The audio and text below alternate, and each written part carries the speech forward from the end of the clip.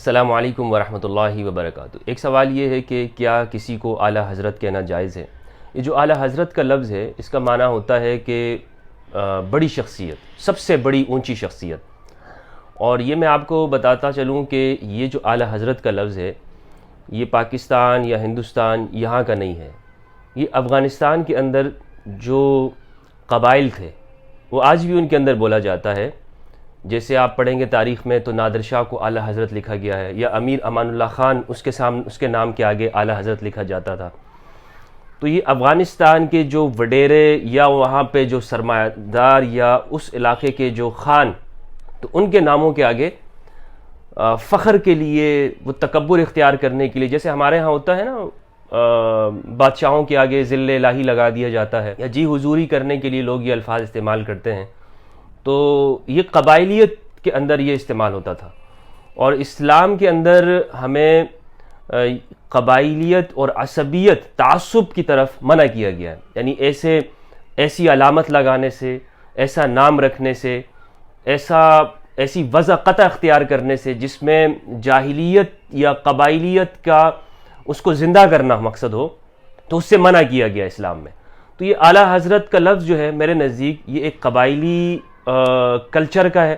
یعنی افغانستان کے جو پشتون ایریا ہے وہاں پر چودھریوں، یعنی وہاں کے جو خان لوگ ہیں ان کے ناموں کے ساتھ لگا، یعنی یہ کوئی علماء کے لیے استعمال نہیں ہوتا، وہاں کے پیر حضرات یا وہاں کے درویشوں کے لیے اعلیٰ حضرت استعمال نہیں ہوتا تھا۔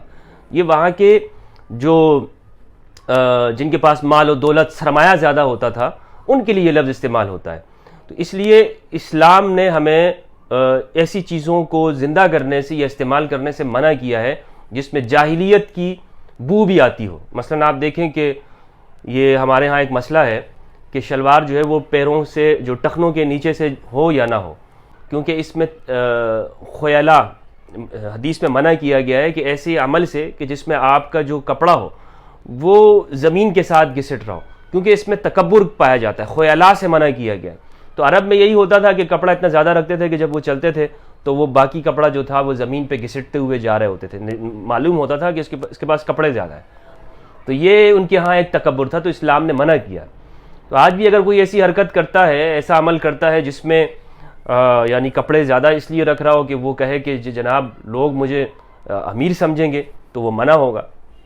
اور اگر اس طرح نہیں سمجھتا ہے تو منع نہیں ہوگا، کیونکہ کسی معاشرے کے اندر اگر اس میں یہ علامت نہیں پائی جاتی تو وہاں نہیں ہوگا۔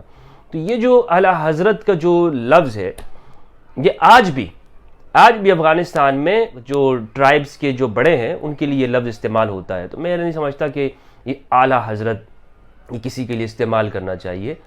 یہ انتہائی خطرناک لفظ ہے، اللہ سبحانہ و تعالی ہمیں اپنے عقیدوں کو درست کرنے کی توفیق عطا فرمائے اور اہل البیت علیہم السلام کی معرفت دے۔ والسلام علیکم ورحمۃ اللہ وبرکاتہ۔